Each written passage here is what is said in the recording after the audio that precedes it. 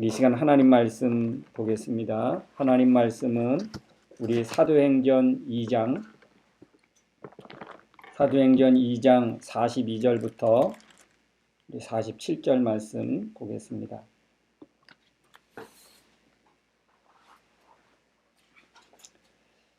한 절씩 교독하겠습니다. 그들이 사도의 가르침을 받아 서로 교제하고 떡을 떼며 오로지 기도하기를 힘쓰니라.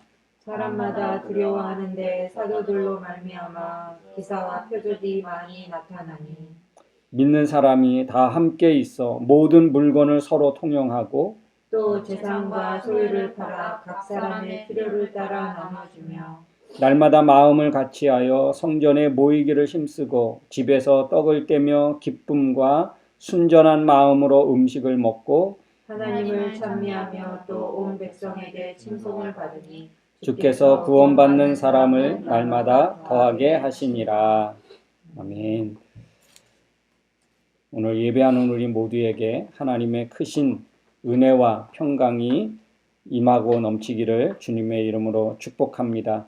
우리 함께 혼자 있는 분은 자기 자신을 축복하고 우리 공동체를 축복하고 또 함께 있는 가족을 우리 축복하면서 우리 한번 인사하겠습니다. 하나님이 하십니다. 하나님이 하십니다. 예, 여러분의 삶 가운데 하나님이 일하실 줄로 믿습니다. 하나님 분명히 일하시고 지금도 역사하십니다. 하나님 결코 손 놓고 그렇게 두는 분이 아니십니다. 우리가 지금 그리스도인의 삶의 기초에 대해서 우리가 함께 말씀을 나누고 있습니다. 그리스도인의 삶의 기초 무엇이든지 참 이 기초가 굉장히 중요한데요. 특별히 운동선수나 또 공부하는 학생들은 그 기초가 또 잘 되어져 있어야 하죠.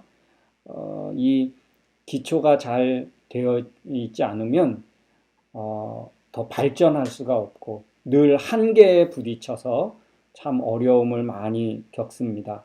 신앙에도 기초가 있습니다. 이 신앙의 이 기초가 잘 세워지면 우리 믿음은 더 성장할 수 있고 성숙할 수 있고 내가 기대한 것보다 내가 노력한 것보다 훨씬 더 귀하고 복된 열매들을 맺을 수 있는 줄로 믿습니다. 이 신앙의 기초가 되어져 있으면 어떤 환경이나 어떤 조건이나 내 어떤 마음의 그 어떤 기분이나 이런 것에 절대 좌우되지 않습니다. 이 기초가 되어지지 않으니까 환경에 좌우되고 내 기분에 좌우되고 그렇게 되거든요. 그러니까 우리 신앙의 기초가 든든하고 기초가 잘 되어져 있으면 세상이 어떻게 흘러가든지 환경이 어떻든지 내 기분이 어떻든지 절대 롤러코스터 타지 않고 주가에 전혀 그렇게 타듯이 우리의 인생이 그렇게 흘러가지 않습니다. 기쁠 때 더 크게 기뻐하고 감사할 수 있고 고난 중에도 그 고난 가운데 좌절하고 낙심하지 않고 잘 믿음으로 그렇게 균형감을 잇고 중심을 붙잡고 우리에게 주어진 믿음의 삶을 잘 살아가게 되어지는 줄 믿습니다. 그래서 무엇보다 우리의 신앙의 기초가 굉장히 중요하다는 사실을 다시 한번 깨닫기를 바라고 저는 말씀을 준비하고 그렇게 보면서 더 많이 깨닫게 되어집니다. 신앙의 기초가 이 정도로 중요했구나 이런 것을 목사인 저도 다시 깨닫게 되어지는데 우리 네 가지 주제를 우리가 그동안 살펴보았습니다. 말씀이 얼마나 중요한지, 예배가 얼마나 중요한지, 기도가 얼마나 중요한지, 그리고 교제가 얼마나 중요한지를 다시 한번 점검하고 확인하는 시간이 되었고, 그리고 이제 4월, 5월 달에는 이 기초가 세워지면 그 기초로 인해서 내 삶에 어떤 은혜가 있고 이 기초를 기반으로 해 기초를 통해서 과연 어떤 그런 하나님의 은혜와 하나님의 축복들이 우리에게 있는지 이 기초를 기반으로 해서 나는 어떤 변화가 있고 어떤 성장이 있고 어떤 열매가 있을지에 대해서 함께 말씀을 조금 더 나눠보겠는데, 이제 예배와 말씀과 예배와 기도와 교제를 조금 더 들어가는 그런 주제로 해서 우리가 말씀을 함께 또 나누도록 그렇게 하겠습니다. 그러니까 우리가 2월달, 3월달 들었던 이 말씀의 깊이를 한 단계 조금 더 세부적으로 더 들어간다, 그렇게 생각하시면 좋겠습니다. 그래서 우리 여러분 기대하십시오. 4월달, 5월달 하나님이 주실 은혜를 기대하고 한 번 더 저도 기도하며 말씀에 더 집중해서 더 한 단계 조금 더 깊이 들어가는 그런 시간으로 준비하고 그렇게 기도하도록 하겠습니다. 오늘 우리가 이제 오늘 사도행전 2장 말씀을 함께 읽었는데요. 우리 너무 잘 아는 말씀이지요. 예수님이 승천 이후에 예수님의 3년의 공생에 정말 드라마틱하고 정말 임팩트 있게 짧은 기간에 그동안 그 수천 년 동안 내려왔던 하나님의 그 고민, 인간의 문제를 3년 동안에 예수님이 다 완성해 주셨습니다. 하나님의 계획과 하나님의 비전이 예수 그리스도를 통하여 다 이루어졌고, 인간들의 죄의 문제, 인생의 문제, 그 모든 문제를 예수님이 3년 안에 완벽하게 완성하셨습니다. 3년 동안에 정말 임팩트 있고, 그리고 짧지만 모든 문제를 다 해결해 주셨습니다. 예수님이 십자가에서 못 박혀 죽으신 이후, 부활하고 승천 이후에 이제는 예수님이 중심이 아닌 제자 중심, 사도 중심으로 모여지게 되었습니다. 그때를 우리는 초대교회라 그렇게 부릅니다. 그러니까 오늘 사도행전 1장부터 사도행전 구체적으로 2장부터 드디어 사도들을 중심으로 한 초대교회가 시작되었습니다. 그래서 초대교회, 중세교회, 그리고 지금은 현대교회로 그렇게 교회의 역사가 흘러오게 되었습니다. 초대교회 당시 사도들을 중심으로 해서 세워진 이 초대교회 당시 예루살렘 분위기는 어떠했을까? 우리 한번 말씀을 살펴보면 사도행전 5장 17절 18절 말씀에 가보니까 그 당시 초대교회의 상황을 우리가 살펴보는데 그렇게 기록되어져 있습니다. 대제사장과 그와 함께 있는 사람, 즉 사두개인의 당파가 다 마음에 시기가 가득하여 일어나서 사도들을 잡아다가 옥에 가두었더니, 그러니까 초대교회의 중심이었던 그 사도들이, 사두개인들, 바리새인들, 이 사람들이 사도들을 잡아서 옥에 가두는 일이 있게 되었습니다. 그리고 7장에 사도행전 7장에 가보니까 7장 57절 58절 그리고 사도행전 8장 1절 말씀에 보니까 이렇게 기록되어져 있습니다. 그들이 큰 소리를 지르며 귀를 막고 일제히 그에게 달려들어 성 밖으로 내치고 돌로 칠세 증인들이 옷을 벗어 사울이라 하는 청년의 발 앞에 두니라. 그러니까 스데반 집사님이 그 백성들에 의해서 돌로 쳐서 죽임을 당합니다. 그런데 8장 1절에 보니까 사울은 스데반이 죽음 당함을 마땅히 여기더라. 백성들이 한 사람을 쳐서 죽이는데 그 죽이는 것이 당연하다고 생각한 것입니다.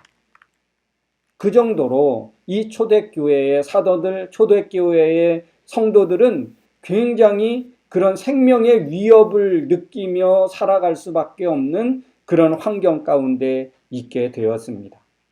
그래서 오늘 사도행전 2장 43절에 보니까 이렇게 말씀하고 있습니다. 사람마다 두려워하는데, 그러니까 특별히 이 초대교회의 그 사도들과 함께 있던 성도들은 다 두려워할 수밖에 없었습니다.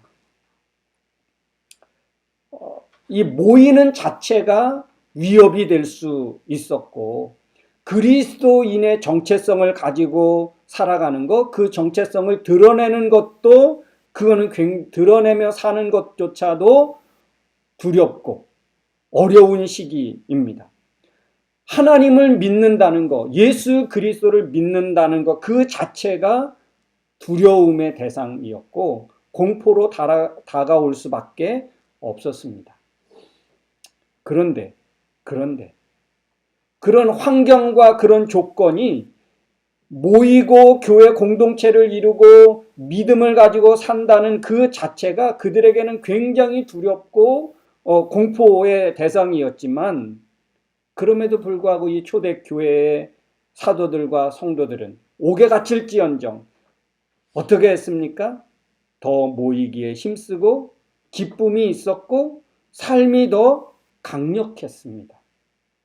그 두려움에 무릎 꿇고 위축되고 모이기를 주저하는 것이 아니라 오히려 주눅들지 않고 모이기를 주저하지 않고 점점 더 모여들었다라고 오늘 우리 성경은 우리에게 전해주고 있습니다.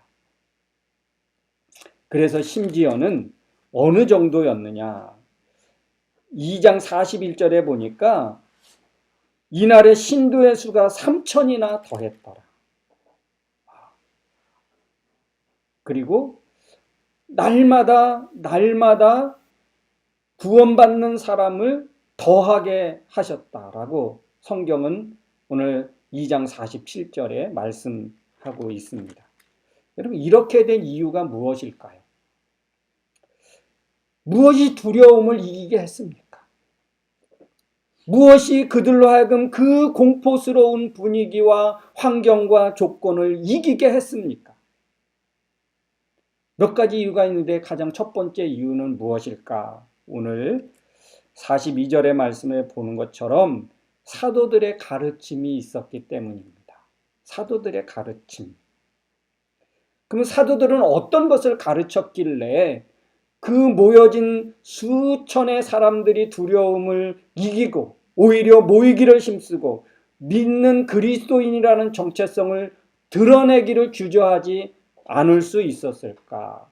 그들은 무엇을 들었길래, 사도들은 어떤 가르침을 주었길래 그렇게 초대교회는 더 담대하게 강하게 믿음을 가지고 살아갈 수 있었겠습니까? 과연 어떤 것을 가르쳤을까? 고린도전서 14장에 가보니까 바울은 그렇게 고백합니다. 이 당시 초대교회에 가르친 그 말씀들, 고린도전서 14장 6절, 그런즉 형제들아 내가 너희에게 나가서 방언으로 말하고 계시나 지식이나 예언이나 가르치는 것으로 말하지 아니하면 너희에게 무엇이 유익하리요. 그러니까 초대교회의 사도들의 가르침이 어떤 것이었는가를 우리 내용에 살펴보면 그들은 방언으로 말하고, 방언으로 말했다는 것은 무엇입니까? 하나님 나라 언어를 말했다는 거예요. 하나님 나라의 이야기를 했다는 것입니다. 계시나 지식이나 예언으로 했다는 것입니다. 이건 무엇입니까? 예수 그리스도의 가르치심, 예수 그리스도의 교훈, 예수님의 행하신 행적, 예수님이 살아계셨을 때 가르치신, 남기신 그 말씀들, 그것들을 사도들은 전했다는 거예요. 그것을 통해서 그 말씀을 전할 때, 사도들의 그 가르침을 통해서 성도들은 두려움을 이길 수 있게 했습니다. 말씀이, 예수 그리스도를 통한 그 복음이 그 두려움을 이기게 했습니다. 오늘날 우리에게도 마찬가지인 줄로 믿습니다. 여러분, 우리가 이 세상에 문제 없는 사람이 어디 있겠습니까? 고민 없는 사람이 어디 있겠습니까? 갈등 없는 사람이 어디 있겠습니까? 낙심되고 좌절될 일이 없는 사람이 어디 있겠습니까? 그 모든 사람, 개인적이나 가정적이나 국가적이나 세계적인 그 문제의 모든 것을 이길 수 있는 것은 바로 하나님의 말씀인 줄로 믿습니다. 인생의 정답은 없지요. 그러나 여러분 기억하십시오. 하나님의 말씀은 길이 있고 하나님의 말씀은 바로 하나님의 그 말씀의 능력은 능치 못함이 없는 줄로 믿습니다. 바로 이러한 담대한 말씀 때문에, 살아있는 말씀 때문에, 진리의 말씀 때문에 초대교회는 두려움을 이기게 되어진 줄로 믿습니다. 두 번째 보니까 교제였습니다. 서로 교제하였기 때문입니다. 그 42절에 보니까 서로 교제하고 떡을 떼며 오로지 기도하기를 힘쓰니라. 이 모였던 사람들이 바로 서로 교제했기 때문에 두려움을 이길 수 있었습니다. 여러분, 가르침만 받고 흩어져서 각각 삶의 자리로 나아갔다면 어땠을까? 그들의 은혜와 그들의 용기와 그들의 담대함이 얼마나 갔을까? 여러분, 우리가 은혜를 받고 예배를 드리고 그 은혜와 그 하나님의 주시는 그 담대함이 과연 얼마나 갔을까요? 아마 교회 문 밖을 나가면서 우리는 다 잃어버리거나 아니면 지금 내게 앞에 있는 당면한 문제나 근심과 걱정거리가 그 보이면 그 은혜는 다 사라지고 그 들었던 하나님의 그 담대한 내게 용기를 주고 힘을 줬던 그 말씀은 어디론가 쉽게 사라져 버릴 수 없는 거 아닙니까? 우리가 늘 경험하잖아요. 많이 경험해 왔잖아요. 그죠? 아무리 예배를 통하여 은혜를 받고 내가 회복을 경험하고 치유를 경험해도 그 문제 속으로 다시 나아가면 그 은혜가 힘을 별로 못 써요. 그런 것들 우리가 지금까지 경험해 오지 않았습니까? 그런데 오늘 초대교회 성도들은 서로 교제하였기 때문에 그 은혜를 유지할 수 있었고 그 용기를 잃지 않을 수 있었고 하나님이 주시는 그 말씀의 그 담대함을 붙잡을 수 있었습니다. 그래서 오늘 교제가 어떻게 교제가 이루어졌는지 오늘 44절 말씀에 보니까 믿는 사람이 다 함께 있어. 46절에 보니까 날마다 마음을 같이 하여. 이 은혜를 잘 유지하는 그 비결은 바로 교제에 있습니다. 교제에 있어요. 교제함으로 서로에게 위로가 되고 격려가 되고 혼자가 아닌 것을 확인하게 되어지죠.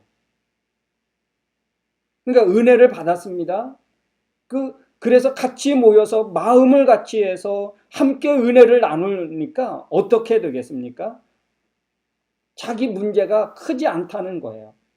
나만 그런 아픔과 고민을 안고 있는 줄 알았는데 그런 생각을 하는 사람이 많다는 거예요. 공동체가 그래서 함께 공유하게 되어지니까 서로 위로가 되고 서로 격려가 되고 그때 그것으로 끝나는 게 아니라 그 교제는 계속되는 거예요. 만약에 길거리다 만나면 어떻게 되겠습니까? 그런 아픔과 그런 어려움이 있었는데 어떻게 지금 잘 이겨내고 있어요? 여러분 그렇게 피드백을 또 하지 않겠습니까? 그러니까 한 번 만났던 그 교제가 그 자리에서 끝나는 게 아니라 또 만나면 또 어떻게 연락이 되면 함께 나누게 되는 거예요. 그래서 교제는 그 모임에서 끝나지만은 결코 아닙니다. 그래서 여러분 교제함으로 서로 위로가 되고 격려가 되니까 이 교제가 그 두려움을 이기게 하는데 굉장한 또 힘이 되었던 것을 우리가 기억할 수 있습니다. 근데 이들의 교제가 그럼 어떻게 됐느냐? 44절.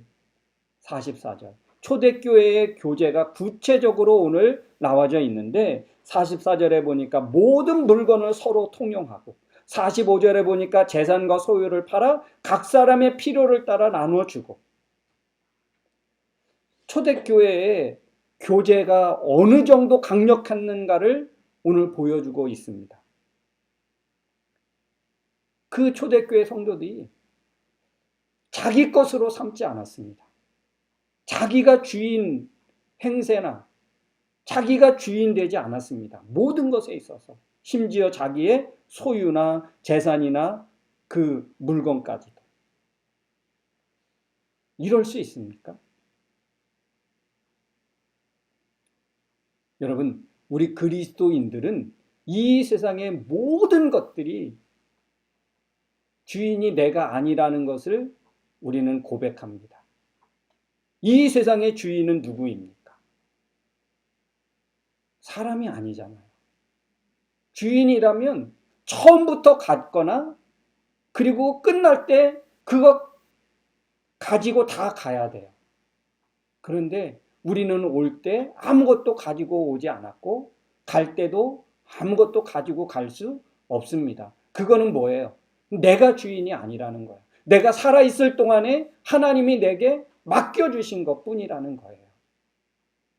청직이라고 하지요. 관리인이라고 합니다. 그러니까 오늘 초대교회 성도들은 이 세상에 자기가 가지고 있는 그 물건도 주인이 내가 아니고 나는 관리인이다. 자신의 재산과 소유도 나는 관리인이지 내가 주인이 아니다라고 고백했고 그런 삶을 살았습니다. 우리는 이 세상에 관리인으로 보내진 사람들이지 주인으로 결코 보냄받지 않았습니다. 심지어는 내 생명까지도, 내 건강까지도 내가 주인이 아니라는 거예요. 몸도 그래서 우리는 관리인으로 살아야 되는 거예요. 내가 관리를 해야 되는 거예요. 구체적으로 그러면 그런 것 가지고 어떻게 했느냐? 각각 사람의 필요를 따라 나눠주었습니다. 하나님의 것을 가지고 다 하나님의 믿는 백성들에게 각각 필요한 대로 나눠줬다는 거예요. 이럴 수 있습니까? 오늘날 이런 자본주의 사회에서 과연 있을 수 있을까? 그러면 믿음이라면 하나님이 주인이라는 그런 바른 믿음을 가지고 그런 바른 하나님 관점에서의 그런 바른 신앙을 가지면 그렇게 될 수 있다는 것입니다.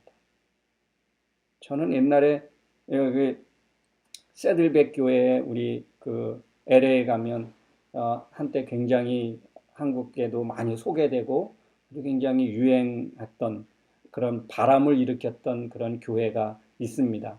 제가 2002년도에 한번 가볼 수 있는 기회가 있었는데요. 정말 가면 그 큰 교회가 살아있다는 느낌을 받습니다. 처음 주차장에서부터 교회까지 들어가는 그 길도 긴데 거기에 다 필요한 사람들이 뭐가 필요할지를 알고 거기에 다 사람들이 대기하고 있어서 그냥 뭔가 얘기만 하면 다 안내를 해주고 굉장히 살아있다는 그런 느낌을 받았는데요. 그 교회에 있었던 사건인데 어떤 청년이 생일을 맞이해서 생일을 맞이했는데 그 교회에서 그 어떤 선물을 그에게 했는데 정말 그 친구가 그렇게 갖고 싶고 했던 거를 굉장히 큰 금액이었던 것, 그거를 기꺼이 그렇게 선물을 해 줬다는 그런 얘기를 들었어요. 그건 뭐냐면 교회의 운영이나 교회의 모든 것까지도 그렇게 관리하는 거예요. 관리인으로 철저하게 그 교회 핵심 멤버가 주인이 아니고 당회가 주인이 아니고 어떤 입김이 센 사람이 주인이 아니고 그래서 그 사람들에 의해 좌지우지하는 게 아니고 하나님의 것을 관리한다는 그런 사고와 의식을 가지고 목회를 하고 교회를 섬기는 모습을 보았습니다. 다 마음을 같은 마음을 품었어요. 그렇게 하니까 같은 마음을 갖게 되는 거예요. 이 교제의 힘입니다. 그래서 같은 마음을 품고요. 그러니까 모이는 것이 자발적으로 이루어지는 거예요. 얼마나 모이기를 힘썼는지요. 그죠? 자, 그리고 모이기를 힘쓸 뿐만 아니라 모일 때마다 떡을 떼었습니다. 여러분, 떡을 뗀다는 것은 무엇을 연상케 합니까? 예수님의 최후의 만찬을 연상케 하는 거예요. 제자들이 어떻게 고난을 이길 수 있었습니까? 그 예수님의 마지막 만찬을 그들이 경험하면서 그것을 늘 기억하면서 그 떡을 떼고 그 잔을 마시면서 예수님의 고난을 이겨내 고난을 기억하니까 자기네들이 당하고 있는 이 고난과 이 문제가 별로 그렇게 심각한 게 아니었어요. 예수님은 십자가에 못 박혀 돌아가시는 그 고통을 제자들은 다 봤잖아요. 그런데 예수님이 떼어주면서 이거는 너희를 위해서 찢기는 내 살이다. 이것은 너희 죄를 위해서 흘리는 내 피다. 그러니까 이 떡을 떼면서 자기네들의 이 다가온 고난과 이 두려움의 이 상황들이 문제되지 않았던 것입니다. 오늘 말씀해 보면 순전한 마음으로 음식을 먹어. 이게 어떤 의미일까? 순전한 마음으로 그들이 음식을 먹는다. 교제의 굉장한 핵심이기도 할 겁니다. 음식을 먹는다는 것은 무엇일까요? 한 가족이 됐다는 의미입니다. 가족이 됐다는 의미예요. 그럼 우리 가족이 될 수 없는 사람이 믿음 안에서 가족이 되는데요. 사도행전 우리 16장에 가보니까 바울과 실라가 빌립보 감옥에 갇힙니다. 근데 갇히기 전에 어떻게 했냐면 정말 피 터지고 살이 찢어질 정도로 그렇게 매맞고 고통대로 그렇게 다 피투성이가 된 상태로 그들은 감옥에 갇혀요. 그런데 사도행전 16장 33절 34절 가보니까 어떤 일이 벌어지냐 하면 하나님이 이 바울과 실라의 찬송과 기도 소리를 들으시고 옥토를 흔들어서 그렇게 하나님이 구원해 주시잖아요. 근데 33절 34절에 보니까 그 밤 그 시각에 간수가 그들을 데려다가 그 맞은 자리를 씻어주고 자기와 그 온 가족이 다 세례를 받은 후에 그들을 데리고 자기 집으로 돌아가서 음식을 차려주고 그와 온 집안이 하나님을 믿었다. 그래서 그 가정에 큰 기쁨이 임했다. 그 전날에는요. 바울과 실라를 신나게 두들겨 팼던 그 간수와 그 가족들입니다. 그런데 하나님이 살아계심을 보고 경험한 이 간수가 바울과 실라를 자기 집으로 데려가서 그 매맞은 자를 다 씻어주고 치료해주고 같이 먹습니다. 그 전에는 서로 원수였는데 예수 그리스도 하나님이 하신 일을 통해서 한 가족이 된 거예요. 가족이 될 수 없는 죄수와 간수가 믿음 안에서 한 가족이 됐다는 거예요. 음식을 먹었다? 이거는 한 가족이 됐다는 것입니다. 여러분, 우리 성경에서 우리 두 가지의 잔치를 우리가 볼 수 있는데 우리 마가복음 6장 말씀에 가보면 마가복음 6장에 어떤 잔치가 나오냐 하면 헤롯의 잔치가 나옵니다. 헤롯의 잔치. 헤롯이 자기 생일을 맞이해서 다 위정자들을 모으고 해서 엄청난 큰 잔치를 배설합니다. 화려한 잔치예요. 아주 요란한 잔치입니다. 거기에는 굉장히 풍성함이 넘치는 그런 잔치였습니다. 그런데 이 헤롯의 잔치에 누가 죽는지 아십니까? 세례 요한이 죽습니다. 세례 요한. 헤롯의 잔치에 세례 요한이 죽어요. 그 화려하고 그 풍성하고 그 엄청난 그 자리가 공포의 자리가 되는 거예요. 세례 요한의 죽음의 자리가 되었습니다. 굉장한 축복된 어쩌면 교제의 자리가 공포의 자리가 돼요. 그런데 그 다음에 바로 이어서 6장 35절부터 44절 말씀에 누구의 잔치가 배설되는지 아십니까? 예수님의 잔치예요. 우리가 일명 오병이어의 기적. 그는 화려하지 않습니다. 어떤 곳입니까? 빈들리예요. 초라하고 보잘것없는 그런 장소입니다. 그리고 먹을 것이 없어서 굶을 수밖에 없는 그런 궁핍한 자리였습니다. 말 그대로 정말 초라한 잔치예요. 그런 장소였습니다. 그러나 그 자리에 모였던 5천 명이 넘는, 성경에 5천 명이나 먹었다고 하는데 그 이상이겠죠. 여자와 아이들은 뺐으니까. 그 이상의 사람들이 예수님의 잔치에 참여해서 행복했습니다. 평안했습니다. 얼마나 신나했는지 몰라요. 오히려 더 머물고 싶었어요. 다음에 그 뒷부분에 가보니까 그 오병이어의 그 예수님 잔치를 경험한 사람들이 오히려 더 그 다음에 그런 것, 예수님이 계시다 하면 그곳으로 찾아갑니다. 헤롯의 잔치에는요, 있던 사람들이 다 흩어져. 다음에 초청했으면 아마 또 그런 공포가 되어질까 가기를 꺼려 했을 거예요. 근데 예수님의 잔치에는요, 초대하지도 않았는데 어디 예수님이 있다, 어디 제자들과 예수님이 간다 그러면 그 수많은 사람들이, 그 잔치를 경험했던 사람들이 또 가는 거예요. 그게 여러분, 하나님과의 이 교제는 그런 거거든요.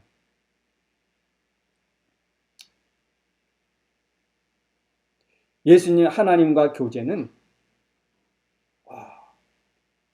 사람들을 다시 또 이끌어 갑니다.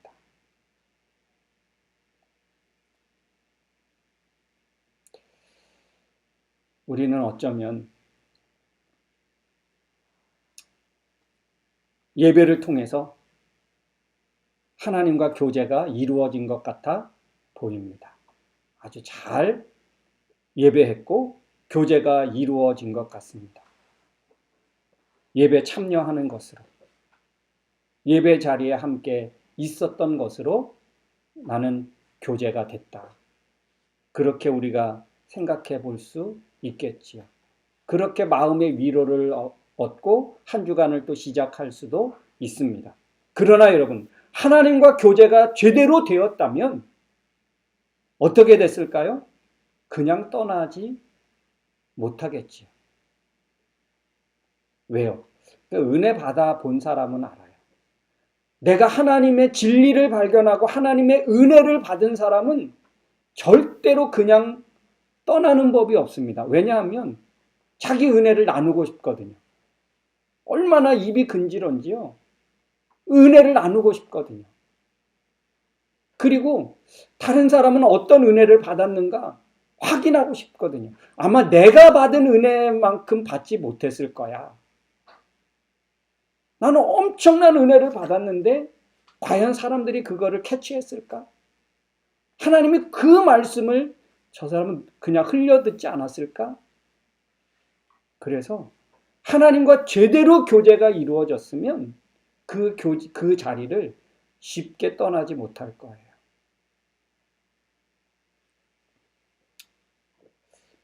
왜? 나에게 주신 은혜, 말씀, 이게 너무 크고 귀하고 위대하기 때문에. 그래서 확인하고 싶고, 그래서 위로하고 싶고, 격려하고 싶고, 나로 만족하지 않습니다. 나로 만족하지 않아요. 몸이 가만히 있지를 않지요. 교제의 그 파워를 우리는 알게 됩니다. 헤롯의 잔치는 다시는 참여하고 싶지 않아요. 그러나 예수님의 잔치는 찾아가고 싶어요. 교회는 예수님의 잔치와 같은 곳이에요. 세상은 화려한 곳이 얼마나 많습니까? 안락한 곳이 얼마나 많습니까? 그런데 예수님의 잔치를, 예수님의 중심으로 한 그 교제, 그 잔치를 경험한 사람은 또 오고 싶은 곳이에요. 바로 교회가 그런 곳 아닙니까? 심지어는 날마다 모이고 싶을 정도로 교제의 힘, 교제의 능력, 교제의 파워를 맛보는 것. 여러분, 신앙생활하면서 교제의 힘을 맛볼 수 있기를 주의 이름으로 축원합니다. 교제는 두려움을 이깁니다. 교제를 회복하십시오. 교제의 권을 확보하십시오. 교제를 포기하지 마십시오. 교제가 신앙의 기초입니다. 내 믿음의 기초인 거예요. 교제 없는 신앙은 무너집니다. 교제 없는 말씀은 쉽게 잃어버립니다. 교제 없는 신앙의 능력은 있을 수 없습니다. 교제의 힘을 맛보면 그 말씀의 능력이 되살아납니다. 그 예배의 능력이 되살아나는 거예요. 기도의 자리로 나아가고 싶은 거예요. 교제가 안 되니까, 교제가 끊어지니까 교회 가는 게 부담스럽고 예배 드리는 게 부담스럽고 기도의 자리로 나아가는 것은 더더욱 할 수 없는 것. 그러나 교제의 힘을 맛본 사람은 교회가 더 가고 싶죠. 예배가 더 사모되어지지요. 기도의 자리로 더 자연스럽게 나가게 되는 거죠. 교제의 힘을 여러분 맛볼 수 있기를 주의 이름으로 축원합니다. 교제의 파워를 맛봐야 돼요. 신앙생활하면서 이 교제의 파워를, 교제의 능력을 우리가 모르니까 신앙에 힘이 없는 거예요. 믿음에 힘이 없습니다. 사랑하는 성도 여러분, 교제의 힘이 있다는 사실을 기억하십시오. 축복 아닙니까? 이건 엄청난 축복이에요. 근데 그 축복을 우린 너무 가볍게 여겨요. 여러분, 이 믿음의 힘을, 교제의 힘을 맛보아서 여러분 믿음이, 우리 신앙의 기초가 견고하게 되어지기를 주의 이름으로 축원합니다. 우리 시간 한번 같이 기도하기를 원합니다. 사랑하는 성도 여러분,